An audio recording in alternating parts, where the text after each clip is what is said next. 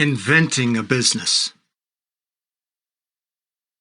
Jessica Mitford's classic inquiry into the funeral and cemetery business world, The American Way of Death, published in 1963, provides the greatest insight into the sales and marketing culture Lee Mittinger would carry over to Nutrilite. Her journalistic expose, necessarily softened at times with ironic humor, shocked the country for the cruel manipulations and the extortionate profitability she revealed. But perhaps even more disturbing was the harsh mirror she held up for America to see itself as it succumbed to fantasies and frauds. One chapter is dedicated to the legendary and industry standard-setting Forest Lawn. Portending the invention of multi-level marketing, partly based on Mittinger's experience at Forest Lawn, Mitford explained that selling cemetery plots for profit was an invented business. It existed only for a decade or so when Mittinger made it his career. Prior to 1920, the vast majority of all cemetery plots were provided at low cost by churches, local governments, and the military, not businesses. Plots were not for profit and were usually not purchased until time of death. The modest costs were covered by savings, family contributions, churches, or very often small life insurance policies, or death benefits provided by employers and fraternal organizations. The new for-profit business stealthily maintained the traditional, quote, nonprofit identity, thereby exempting it from taxes and expropriating the tone of religious piety and public service. The new business model drastically increased the cost of burial, grabbed up the pool of death benefits and family savings, and added billions in consumer debt.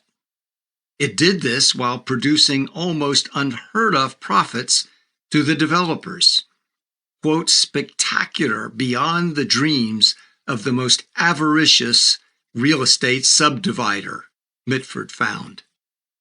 A key element in the transformation of burial from a simple faith-based and public function into a highly commercialized and wildly profitable marketing scheme was the fielding of thousands of door-to-door salespeople promoting, quote, pre-need purchases of plots and a host of related services.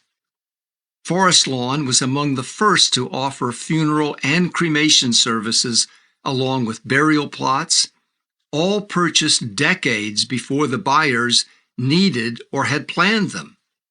The sales pitch replaced tradition while claiming to be its fullest and highest expression. The famously high-pressure and manipulative sales program added at least 50% to all charges just to cover the salespeople's own commissions. This was where Mittinger learned direct selling.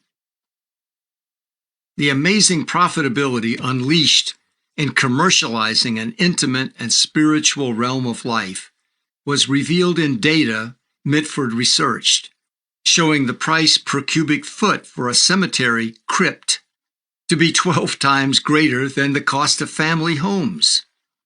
Teams of invasive door-to-door sales representatives were used not only to increase dollar volume per sale, but also to offset the greatest of all barriers to money-making in cemetery sales, the actual death rate. By using installment plans, far more plots could be sold each year than would be used for actually deceased people. The system was so profitable that it naturally led to more and more for-profit cemeteries being established. As Mitford explained, the developer of new commercial cemeteries could start selling plots long before the cemeteries were developed. Salespeople trained in the new business often moved from one development to the next, just as later, quote, kingpin MLM recruiters would as MLMs spread across the country. In most other businesses, the relative value provided by the salespeople is weighed against existing product demand and the company's established brand. Advertising and marketing programs might also offset calculations of the actual value provided by the sales force. But in the field Mittinger trained in, it was clearly understood that the personal delivery of the sales message by high-pressure representatives in prospective customers' homes was responsible for virtually the entire business. Customer need was created by the sales presentation. No demand had ever existed for the ostensible product of a cemetery plot to be purchased years before the customer passed away. But Mittinger's sales reps were not selling just real estate. They were offering a way to remove the sting of death, purchase eternal bliss, and even gain higher social status, replete with music, statues, and vistas of mountains and valleys to be appreciated for eternity.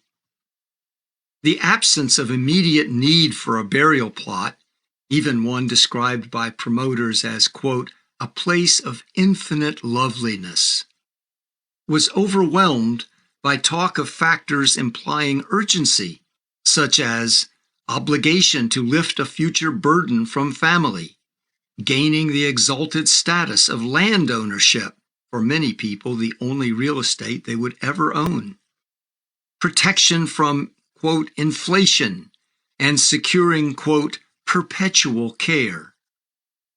The selling factor in the new industry was praised by the president of a leading sales organization for increasing the price of lots at one cemetery from $150 to $380. Industry data showed, quote, 4 to 10 times more is spent for direct selling by the commercial cemetery promoters than is spent for the total cost of planning, developing, and landscaping. This experience in an invented field, based almost totally on sales pitches, not intrinsic value or consumer need, would prove crucial when Mittinger and Castleberry launched their new sales plan at Neutralite. There was no demonstrable need or consumer demand for Renborg's vitamins. Indeed, the need for and value of all vitamins of this type had not been demonstrated for virtually all Americans eating a traditional diet. But the marketing plan devised by Mittinger and Castleberry was not aimed at customers merely seeking better health, any more than cemetery salespeople were merely selling burial plots to perfectly healthy people. The real product message planned for Neutralite was to be about, quote, unlimited income and, quote, total financial security, escaping the dreaded destiny of loser and achieving, quote, complete success. The sales position at Forest Lawn and other cemetery sales operations Lee Mittinger occupied was termed memorial counselor, presaging the nomenclature adopted in multi-level marketing of, quote, coach, consultant, associate, distributor, anything other than salesperson or recruiter. In this, quote, counselor capacity, the range of services recommended could extend far beyond a plot of burial soil to include vaults, bronze grave markers, flowers, postcards, and statuary, and the collection, control, and management of huge perpetual care funds. Mitford revealed that cemetery plot salespeople could add a surcharge from 10 to 25% for, quote, future care, even on concrete mausoleums. Such non-quantifiable services and products as enhancing motivation, sales leads of unknown source and value, registration fees at, quote, recognition events, books offering instructional advice on living positively, and inspirational audio-visual for upholding an optimistic view despite dire financial results would eventually be added to the sales portfolio in Mittinger's future MLM plan. Certificates are issued by some MLMs at formal ceremonies in which the recruits wear, quote, caps and gowns. Some of the educational programs are actually called university. These ephemeral services would formalize into the teaching of, quote, laws of attraction and, quote, secrets that ensured financial success, and an economic and political ideology based on extreme individualism. Mittinger was trained in a then classic but now largely extinct setting for generating business, the face-to-face struggle between trained and weaponized sales representative and unarmed but formidably resistant customer. To the customer's great disadvantage, the battle occurred inside the customer's own home. The customer might be vigilant while the sales rep stood outside the front door, but once inside the home, the sales rep became, by social custom, a guest, and therefore accorded civility and deference, coffee and pie, even as he moved in for the financial kill. The salesperson's very survival was on the line, fortifying him with fierce determination, while armed with finely tuned techniques of persuasion and domination. Every objection had a rehearsed and logically unassailable answer. Writer Ben Ehrenreich characterized the Forest Lawn marketing scheme and narrative as, quote, a sophisticated strategy for lubricating the checkbooks of the grieved.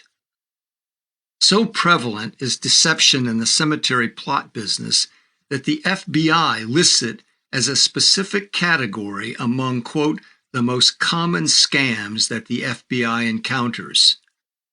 The magazine Consumer's Digest called the cemetery industry treacherous for consumers.